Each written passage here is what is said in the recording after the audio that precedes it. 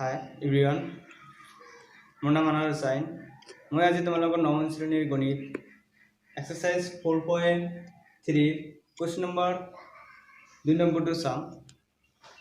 Okay, ভিডিঅ'টো আৰম্ভ কৰাৰ আগত তোমালোকে যদি মোৰ চেনেলটো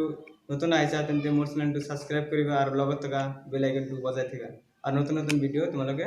অতি সোনকালে পাই যাবা। ওকে, তেন্তে দেখা এতিয়া কোৱেশ্চন নম্বৰ 2 ৰ সলিউশনটো কি হয়। কোৱেশ্চন নম্বৰ 2 টো আছে যে 2 আৰু 14 বিন্দুৰে যোৱা দুডাল সমীকৰণ লিখা এনে ধৰণৰ আৰু কিমান ৰেখা আছে আৰু কিয়। মানে কৈছে 2 আৰু 14 এৰে 14 বিন্দুৰে যোৱা এই বিন্দুৰে যোৱা দুডাল সমীকৰণ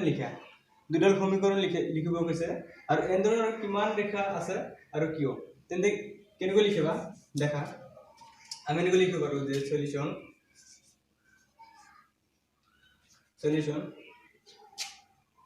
2 40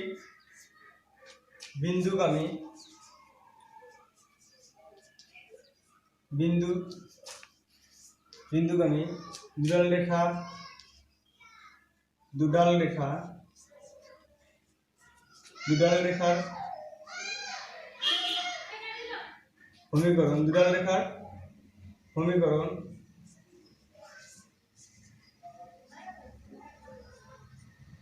সমীকৰণ কেনেকুৱা হ'ব। এটা হ'ব যেনে লেখা 7x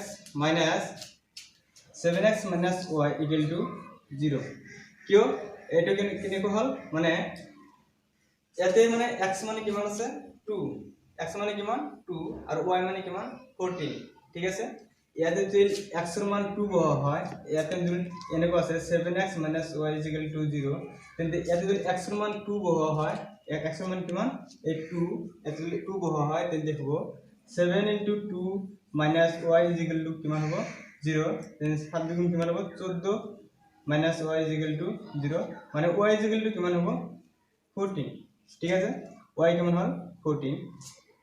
সো ইয়াতে y2 কিমান ওলাব 14 যদি এইটো সমীকৰণ লিখা হয় তেন্তে y2 কিমান পাৰিব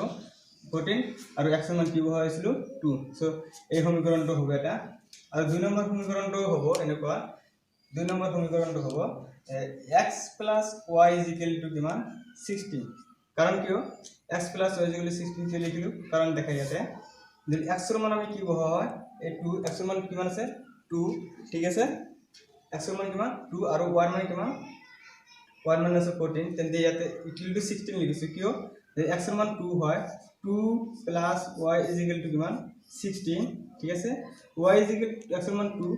তেন্তে y is equal to হ'ব 16 minus a 2 to হবলে গলে minus 2 হ'ব so y is equal to কিমান হ'ব 16 minus 2 is equal to কিমান 14 সো y এর মান কিমান পাবো 14 এই দুটাই বিন্দু হ'ব x এর মান 2 আৰু y এর মান 14 so x plus y is equal to 16 এনেকৈ লিখিব পাৰো। সো কাৰণ কি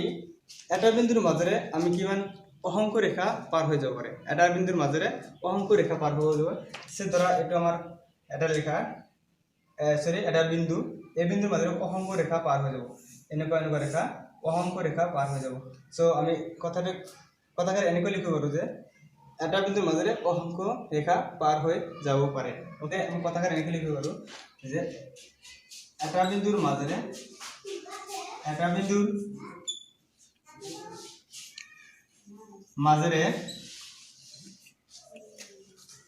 অহংক রেখা পার হয়ে যাব পারে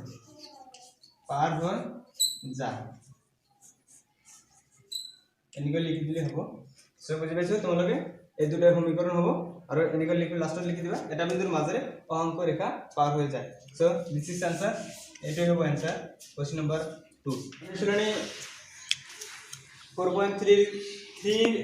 এক নম্বৰটো চাম 3 ৰ 7টা আছে। সো প্ৰথম এক নম্বৰটো চাইছো যে কি আছে যদি 3 4 বিন্দুটো এই বিন্দুটো 3y is equal to ax plus 7 সমীকৰণটোৰ লেখ ডালৰ ওপৰত থাকে তেনেহলে এর মান উলিয়া বুঝি পাইছো কোশ্চেনটা বুঝাইছো যে এটো বিন্দু আছে বিন্দুটো 3y ax 7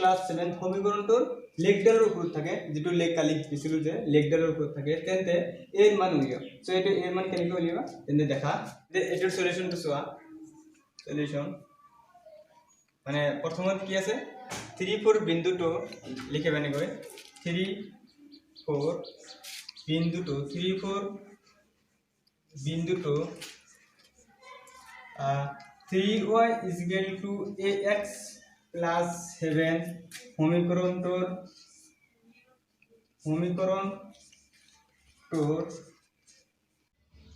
লেগডালৰ ওপৰত থাকে ঠিক আছে লিখিলো therefore 3 4 বিন্দুটো এই সমীকৰণটোৰ ওপৰত থাকে therefore এর মান হবো এনেকৈ লিখিবা এর মান হবো এর মান উলিয়াব লাগে মানে কি 3y is equal to ax plus 7 okay এটো দেখা এটো x এর মান কিমান 3 y এর মান কিমান 4 সো x আর y এর মানটো বহাই দিলে এর মানটো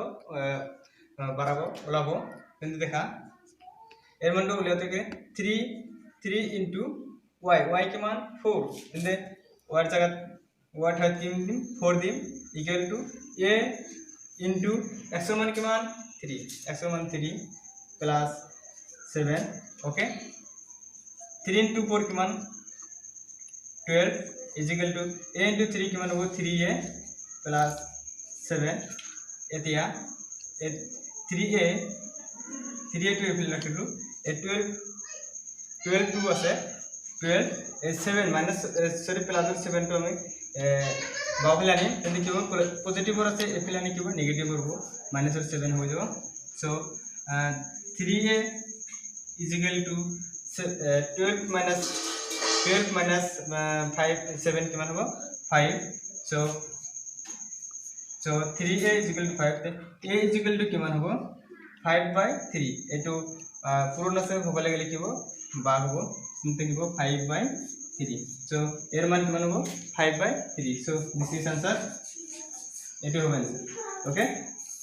5/3 হ'ব কি answer এর মান কিমান হ'ল 5/3 এতিয়া আমি 3 এর 2 নম্বৰটো চাও 2 নম্বৰটো আছে যদি p4 বিন্দুটো আছে কি p4 বিন্দুটো 4x + y = 6 4x + y = 6 লেগডালৰ ওপৰত থাকে তেন্তে বা তেনেহলে পিৰ মান উলিয়া তেন্তে পিৰ মান উলিয়াব গৈছে এতিয়া তেন্তে হে আগৰটোৰ নিচিনা সেম সলিউশন লিখিবা যে p4 বিন্দুটো p4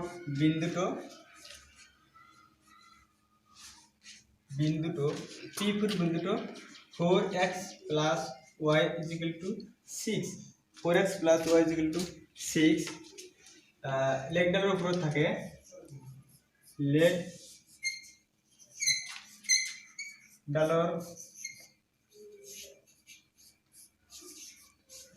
ওপৰত থাকে ঠিক আছে তেনেহলে তেন্তে p মান উলিয়া therefore লিখিবা p মান হ'ব p মানটো হ'ব কি 3 আৰু 4 আমাৰ সমীকৰণটো কি আছিল 4x + y = 6 4x + y = 6 দেখা এতিয়া x এর মান কিমান এতে p y এর মান কিমান 4 সো x এর মান p আর y এর মান 4 x এর ঠাইত p বহাই দিম আর y এর ঠাইত 4 বহাই দিম কিন্তু বহাই দিয়া 4 * x এর মান কিমান p + y এর মান কিমান 4 = 6 ওকে 4 * p কিমান হ'ব 4p হ'ব প্লাস 4 = 6 ঠিক আছে 4p = এই প্লাসৰ ফটো হ'ব লাগে লিখিব মাইনাস ৰ এতে প্লাস আছে যেটো হ'ব লাগে লিখিব 6 - 4 হ'ব সো 4p = 6 - 4 কিমান p = কিমান হ'ব 2/4 2/4 মানে কিমান এটা কাটাকাটি কি করব 1/2 2 কে 2 2 গুণ 4 সো p কিমান হল p মান কিমান হল 1/2 সো এটা হবে आंसर p মান কিমান হ'ব 1/2 সো এটা হ'ব কি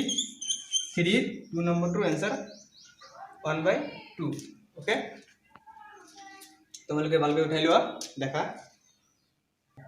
ওকে এতিয়া আমি 3 নম্বৰটো চাম 3 নম্বৰটো আছে যদি 2y ax 4 সমীকৰণৰ লেখডাল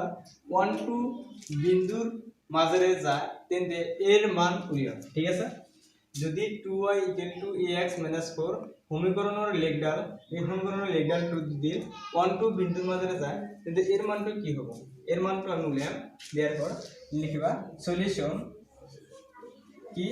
2y ax 4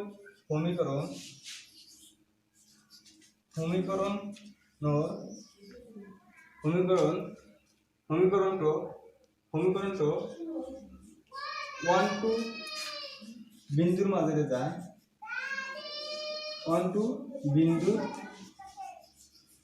মাজেৰে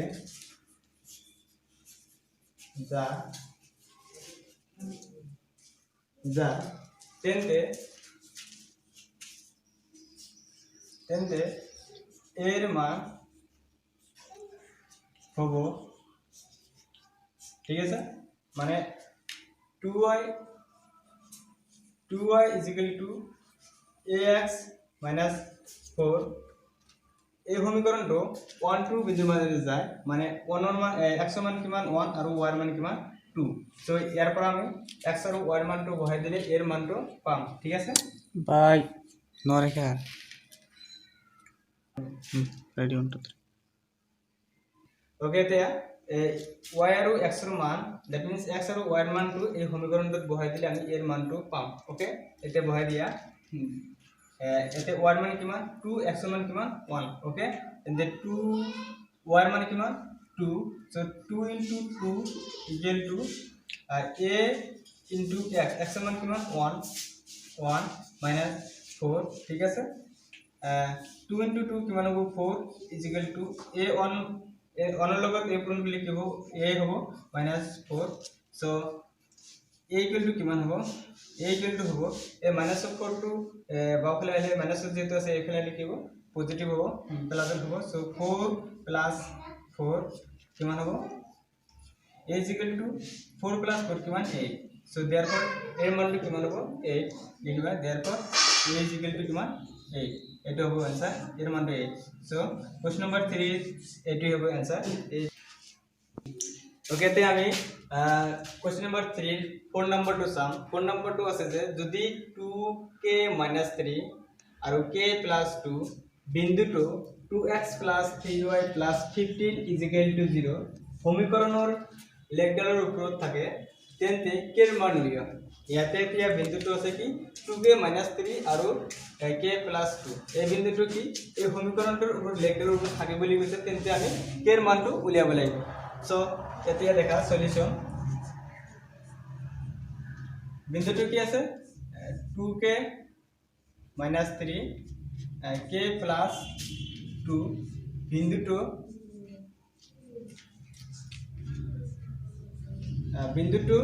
2x + 3y + +15 = কিমান 0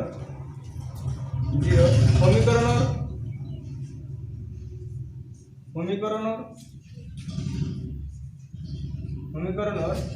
লেখডালৰ ওপৰত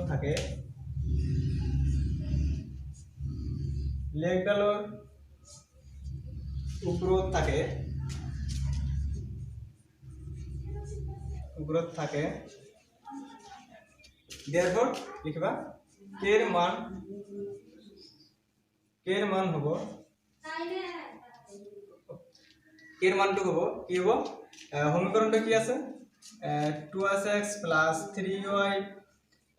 15 = 0 এটো আছে সমীকৰণ সো ইয়াতে x আৰু y এৰ মানটো কি আছে ভালকে দেখা x এৰ মান আছে 2k - 3 আৰু y এৰ মানটো আছে k + 2 এই x আৰু y এর মানটো এটোত বহাই দিলে আমি k এর মানটো পাম ওকে তেনে দেখা এতিয়া x এর মান কি আছে 2k minus 3 2 bracket x সমান কি এটো 2k minus 3 okay আৰু কি আছে প্লাস 3 মান 3 1 মান কি আছে k minus k plus 2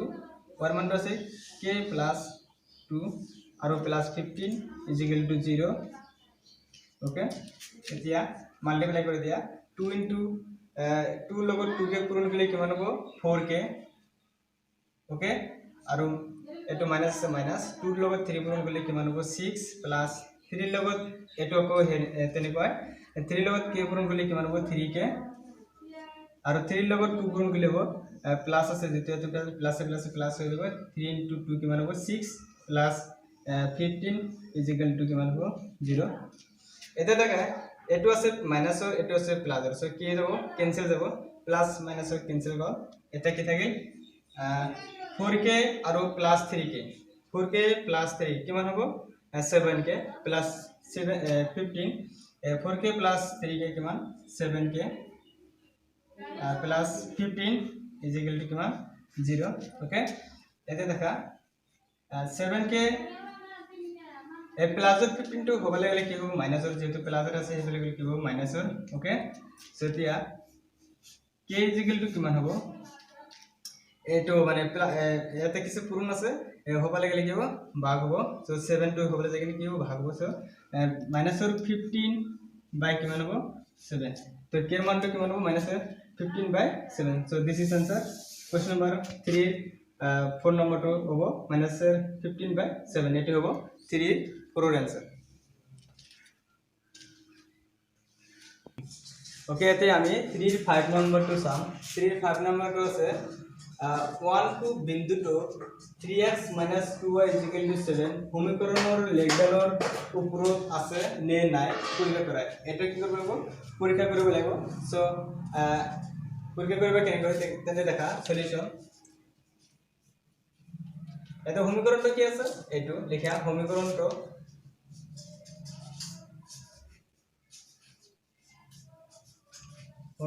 কি 3x - 2y = কিমান 7 আৰু বিন্দুটো কি আছে বিন্দুটো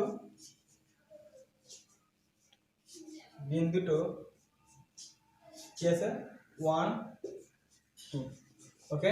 1 2 বিন্দুটো আছে এটা মাইনাস হ'ব -2 পাৰি গৈছো মাইনাস হ'ব ইয়াতে এটা মাইনাস যেতে দেখা এটা দেখা x মান কি 1 আৰু y মান -2 ওকে 3 into x মান কিমান 1 3 into 1 minus 2 into y মান কিমান -2 so -2 equal to কিমান 7 so 3 into 1 কিমান 3 okay ইয়াতে আছে মাইনাস ইয়াতে আছে মাইনাস so মাইনাস মানে পূরণ করলে কিমান হ'ব প্লাস so 2 into 2 কিমান হ'ব 4 মাইনাস মাইনাস কি হৈ যাব প্লাস চিহ্ন হৈ যাব so 4 = কিমান হ'ব 7 3 plus 4 কিমান 7 7 = কিমান 7 so ইয়াতে 7 ওলাইছে এতেও 7 ওলাইছে so এটো কি লিখিবা যে 1 2 বিন্দুটো 3x - 2y = 7 সমীকৰণটোৰ লেখডালৰ ওপৰত আছে মানে সমান সমান ওলাইছে কাৰণ কি লিখিবা আছে যদি সমান সমান নললে হয় তেন্তে কি লিখিলে হয় নাই so এতে কি লিখিবা therefore 1 - 2 বিন্দুটো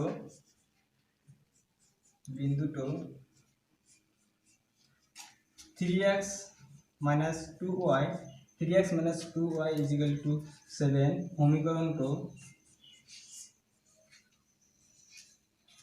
সমীকৰণটো লেখডালৰ ওপৰত আছে বুলি লিখি দিলে হয় লেখডালৰ ওপৰত আছে এখানে পৰীক্ষা কৰিব গৈছে এখানে হ'ব question number 3 5 of answer okay তোমালোকে ভালকে উঠাই লোৱা okay 3 5 নম্বৰ হৈ গল 5 নম্বৰ লৈকে হৈ গল এতিয়া question number 3 কি আছে 6 নম্বৰ 2 আছে এই 6 নম্বৰ টো মই নকৰো তোমালোকে এটো ঘৰত কৰিবা তোমালোকৰ কাৰণে এটো হোমৱৰ্ক দিলো okay question number 6 টো তোমালোকে ট্ৰাই কৰিবা okay এতিয়া দেখা question number 3 7 নাম্বার টু এতে আমি কোশ্চেন নাম্বার 3 লাস্টের একদম 7 number to some 7 number two আছে ডাইরেক্ট একদম ইজি যে কি শর্ত ax by c 0 আর কি সমীকরণের লে মূল বিন্দুর মাঝে যাব সলিউশন লিখিবা যেতিয়া যেতিয়া মূল বিন্দুর স্থানাঙ্ক মূল বিন্দুর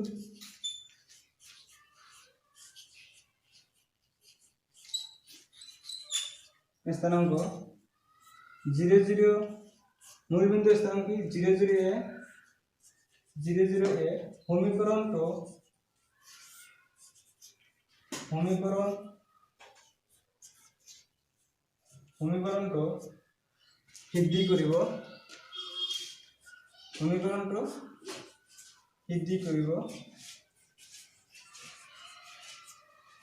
সমীকরণটো বৃদ্ধি কৰিব তেতিয়া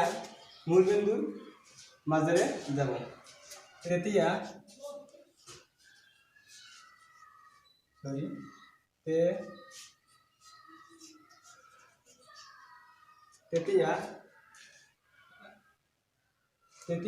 ax plus by plus c is equal to 0 are he সমীকরণটো